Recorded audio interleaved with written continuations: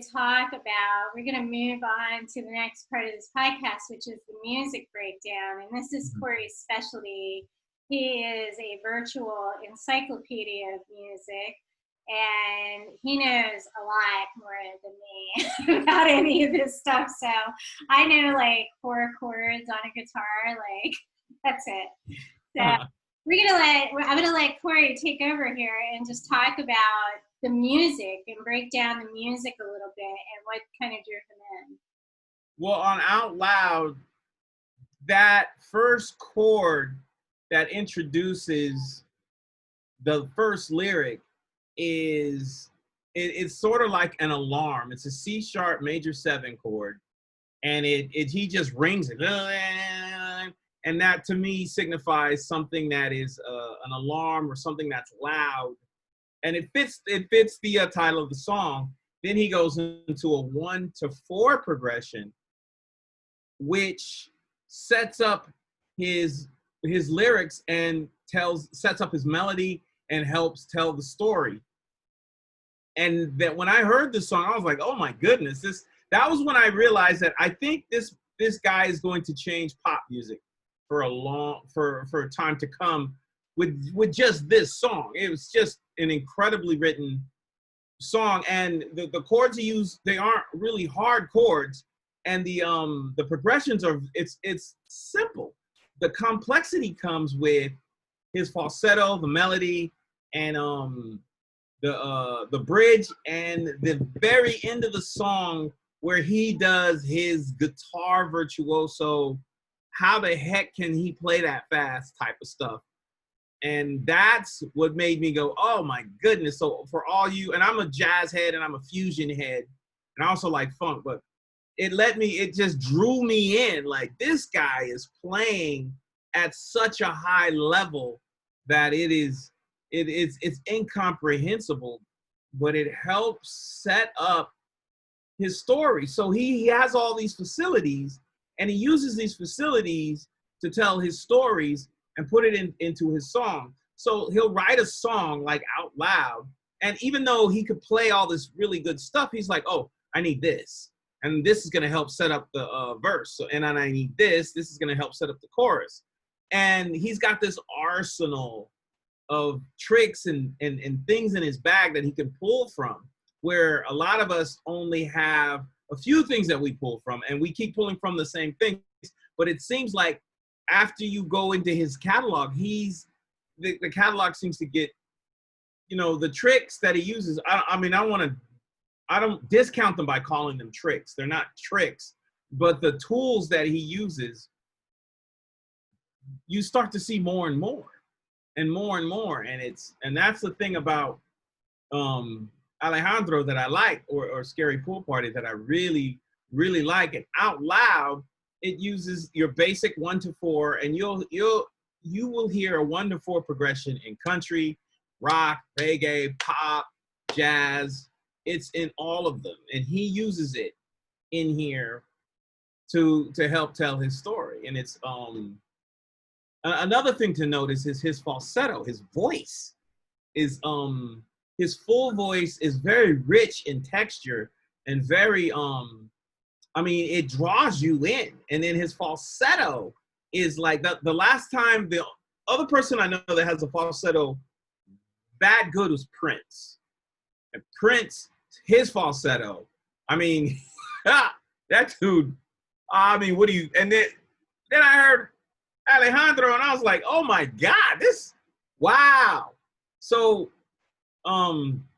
when I say freak of nature, I don't mean freak as in a derogatory term. I mean as in, where did you come from?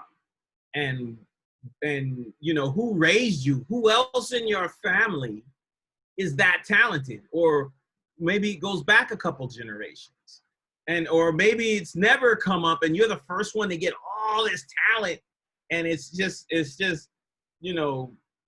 congealed inside of you, and now it's coming out. I heard he's only been playing piano 2 years? Or well, seriously, so no, like 6 now. Oh, okay. He's 26, and from what I've been able to gather, he has been playing since he was 19 or 20 seriously. Oh, okay. He has, he did say he had piano lessons when he was younger, but he didn't seriously pick it up until his 19 and 20. So even at that, and you said this on our last podcast that we did, even to play like that after 5 years, like, it's insane. And he did Blesser when he was like 21 or 22. So he had been seriously playing for about 3 years at that point. And to look at Blesser and say, this guy has been playing for 3 years, seriously, like, I don't even know another artist that I can, except for Prince, because Prince picked up the guitar pretty late in his life as well. 19. And, I don't know anybody else that I can even say, and I'm sure they're out there. I'm sure music virtuosos exist. I don't know them. But as far as a pop star, the only one I know of is Prince. Yeah. I think that, and just for our people that are, tuning into this, how hard is it to take a guitar and do what he does and sing the way he does at the same time? Like, how hard is that as a musician? That is like patting your head and rubbing your tummy and then switching. That is, or this little trick that I do where, you kind of make your hands go like this, and then you fan them out. You make two fists, and then you go from one end to the other, kind of like a I can't even do it at all, so that kind of explains it. Yeah, it's a separation of and then there's a few things that I do that I teach my students where you to separate your left brain from your right brain so you can play and sing. He does it as if there were two people. Well, I know during Idol, Luke Bryan, one of the quiz, he was playing Poison, I believe it was, and Poison is a very complicated song. And Luke Bryan said, I just hope that people understand how difficult it is to play the way that you play and sing. And I think he makes it look so easy that you're like, oh yeah, I can, I decided to learn Yellow, and let me tell you, it's freaking hard. Yeah. And like, that is arguably a pop song that came out that's not that hard for musicians, but it's hard for me. He does some complicated things. My guitar teacher is like, this is hard. Like, he's like, you should start with something simple. And I'm like, well, this is what I want to learn. And there's nothing wrong with that. It's like, learning something hard just means when you learn other things, it gets easier. Yeah. And that, it's like working out. At first your muscles are like, what are you doing? And then after they don't stretch right. And I'm like, I can't do that chord. There's one chord where he has like a bar chord on the 9th fret, and then his pinky is on like the 12th fret. And I'm like, what?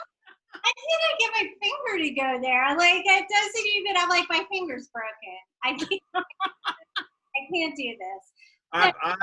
I've been playing guitar a bit off and on, and it is hard. So I will. I should have played the piano. At least I played the piano before. I don't know.